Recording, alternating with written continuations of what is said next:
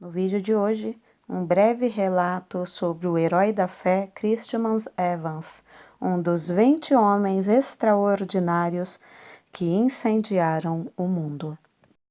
Seja bem-vindo ao Diário Pentecostal Historiando, análise histórica e crítica sobre o movimento pentecostal brasileiro. Se inscreva no canal e siga nossas redes sociais. O povo que não conhece a sua história está condenado a repeti-la.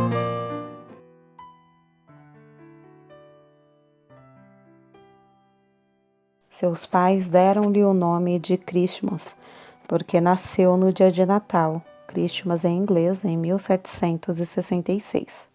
O povo deu-lhe a alcunha de pregador caolho, porque era cego de um olho. Alguém assim se referiu a Christmas Evans. Era o mais alto dos homens, de maior força física e o mais corpulento que jamais vi. Tinha um olho só. Se há razão para dizer que era olho, pois mais propriamente pode-se dizer que era uma estrela luzente, brilhando como Vênus. Foi chamado também de o João Bunyan de Gales, porque era o pregador que, na história desse país, desfrutava mais do poder do Espírito Santo. Em todo lugar onde pregava, havia grande número de conversões. Seu dom de pregar era tão extraordinário que, com facilidade, podia levar um auditório de 15 a 20 mil pessoas, de temperamentos e sentimentos vários, a ouvi-lo com a mais profunda atenção. Nas igrejas, não cabiam as multidões que iam ouvi-lo durante o dia. À noite, sempre pregava ao ar livre sob o brilho das estrelas. Durante a sua mocidade, viveu entregue à devassidão e à embriaguez. Numa luta, foi gravemente esfaqueado. Outra vez, foi tirado das águas como morto. E ainda doutra vez, caiu de uma árvore sobre uma faca. Nas contendas, era sempre o campeão, até que, por fim, numa briga, seus companheiros cegaram-lhe um olho. Deus, contudo, fora misericordioso durante esse período, guardando-o com vida para mais tarde fazê-lo útil no seu serviço. Com a idade de 17 anos, experimentou a graça da salvação, aprendeu a ler e, não muito depois, foi chamado a pregar e separado para o ministério. Seus sermões eram secos e sem fruto, até que um dia, em viagem para Maintorg, segurou seu cavalo e entrou na mata, onde derramou sua alma em oração a Deus. Como Jacó em Peniel, de lá não saiu antes de receber a bênção divina. Depois daquele dia, reconheceu a grande responsabilidade de sua obra. Regozijava-se sempre em espírito de oração e surpreendeu-se grandemente com os frutos gloriosos que Deus começou a conceder-lhe. Antes dessas coisas acontecerem, possuía dons e corpo de gigante. Depois, porém, foi-lhe acrescentado o espírito de gigante.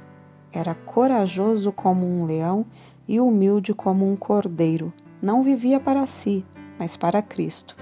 Além de ter, por natureza, uma mente ativa e uma maneira tocante de falar, tinha um coração que transbordava de amor para com Deus e o próximo. Verdadeiramente era uma luz que ardia e brilhava. No sul de Gales andava a pé pregando, às vezes 5 sermões num só dia. Apesar de não andar bem vestido e de possuir maneiras desastrosas, grandes multidões afluíam para ouvi-lo. Vivificado com o fogo celestial, subia em espírito como se tivesse asas de anjo e quase sempre levava o auditório consigo. Muitas vezes os ouvintes rompiam em choro e vivenciavam outras manifestações, coisas que não podiam evitar. Por isso eram conhecidos como saltadores galeses. Era a convicção de Evans que seria melhor evitar os dois extremos, o excesso de ardor e a frieza demasiada. Deus, porém, é um ser soberano e opera de várias maneiras. A alguns ele atrai pelo amor, enquanto a outros ele espanta com os trovões do Sinai para acharem preciosa paz em Cristo. Os vacilantes, às vezes, são por Deus sacudidos sobre o abismo da angústia eterna, até clamarem pedindo misericórdia e acharem gozo indizível. O cálice desses transborda até que alguns, não compreendendo, perguntam: por que tanto excesso? Acerca da censura que faziam aos cultos, Evans escreveu: admiro-me de que o gênio mau, chamando-se o anjo da ordem, queira experimentar tornar tudo na adoração a Deus em coisa tão seca como o Monte Gilboa. Esses homens da ordem desejam que o orvalho caia e o sol brilhe sobre todas as suas flores, em todos os lugares, menos nos cultos ao Deus Todo-Poderoso. Nos teatros, nos bares e nas reuniões políticas, os homens comovem-se, entusiasmam-se e são tocados de fogo como qualquer saltador galês. Mas, segundo eles desejam, não deve haver coisa alguma que dê vida e entusiasmo à religião. Irmãos, meditai nisto. Tendes razão ou estáis errados? Conta-se que em certo lugar havia 3 pregadores para falar, sendo Evans o último, em um dia de muito calor. Os primeiros 2 sermões foram muito longos, de forma que todos os ouvintes ficaram indiferentes e quase exaustos. Porém, depois de Evans haver pregado cerca de 15 minutos sobre a misericórdia de Deus, tal qual se vê na parábola do filho pródigo, centenas dos que estavam sentados na relva repentinamente ficaram em pé. Alguns choravam e outros oravam sob grande angústia. Foi impossível continuar o sermão. O povo continuou a chorar e orar durante o dia inteiro e de noite até o amanhecer. Na ilha de Anglesey, porém, Evans teve de enfrentar certa doutrina chefiada por um orador eloquente e instruído. Na luta contra o erro dessa seita, começou a esfriar espiritualmente. Depois de alguns anos, não mais possuía o espírito de oração nem o gozo da vida cristã, mas ele mesmo descreveu como buscou e recebeu de novo a unção do poder divino que fez a sua alma abrasar-se ainda mais do que antes.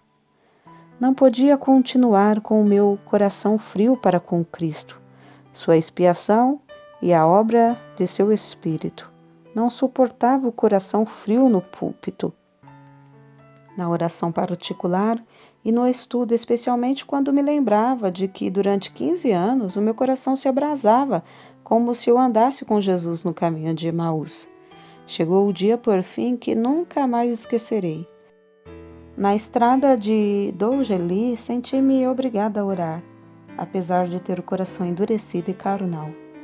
Depois de começar a suplicar, senti como que pesados grilhões me caíssem e como que montanhas de gelo se derretessem dentro de mim. Com esta manifestação, aumentou em mim a certeza de haver recebido a promessa do Espírito Santo. Parecia-me que meu espírito inteiro fora solto de uma prisão prolongada, ou como se estivesse saindo do túmulo num inverno muitíssimo frio. Correram-me abundantemente as lágrimas e fui constrangido a clamar e pedir a Deus e o gozo da sua salvação, e que ele visitasse de novo as igrejas de Anglesey que estavam sob os meus cuidados. Tudo entreguei nas mãos de Cristo. No culto seguinte, senti-me como que removido da região estéril e frígida de gelo espiritual para as terras agradáveis das promessas de Deus.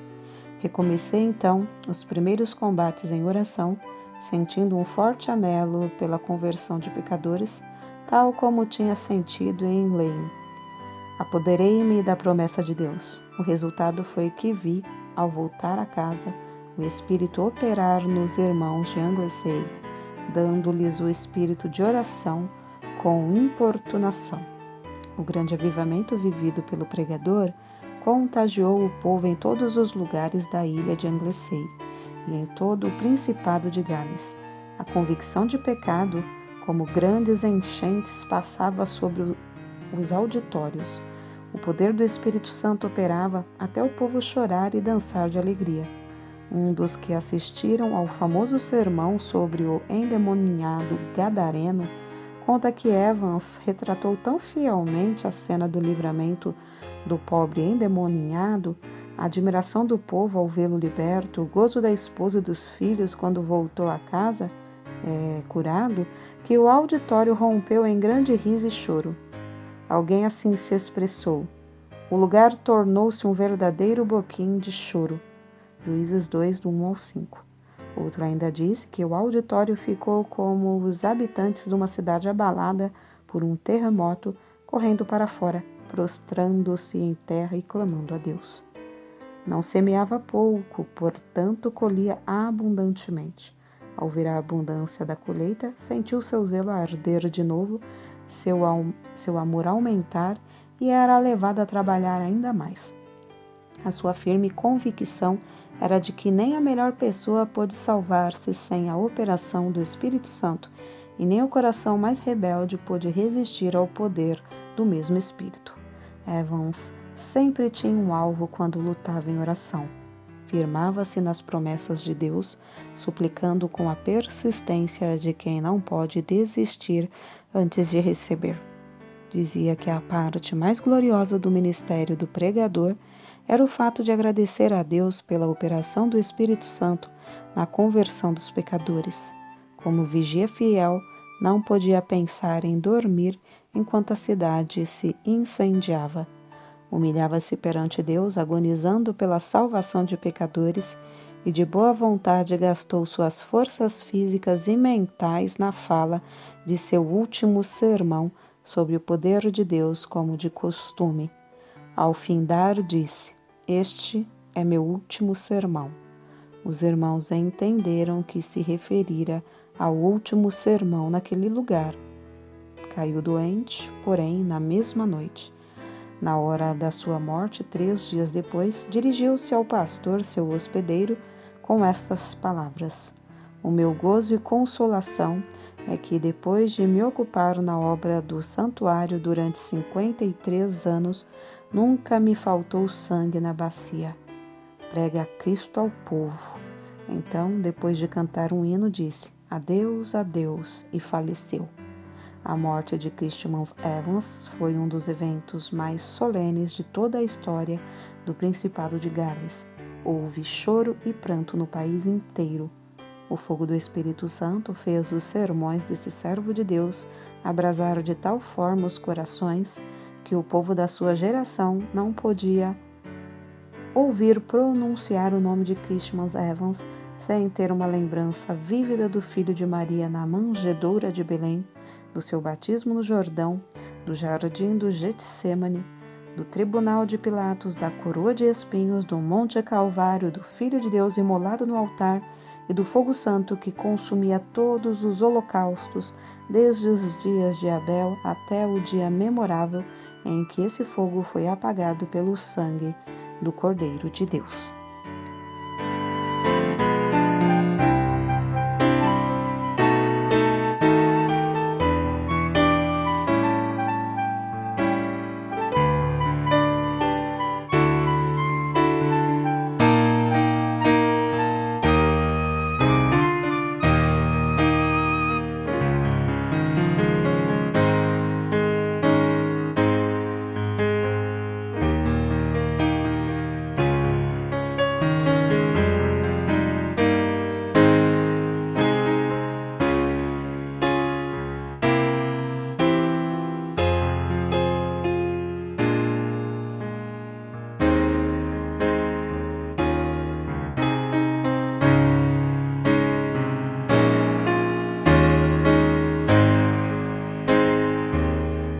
Porque nada podemos contra a verdade, senão pela verdade. Segunda carta aos Coríntios 13:8. Se você gostou do conteúdo deste vídeo, se inscreva no canal, deixe o seu joinha, compartilhe e ative o sininho para receber do YouTube as notificações dos novos vídeos.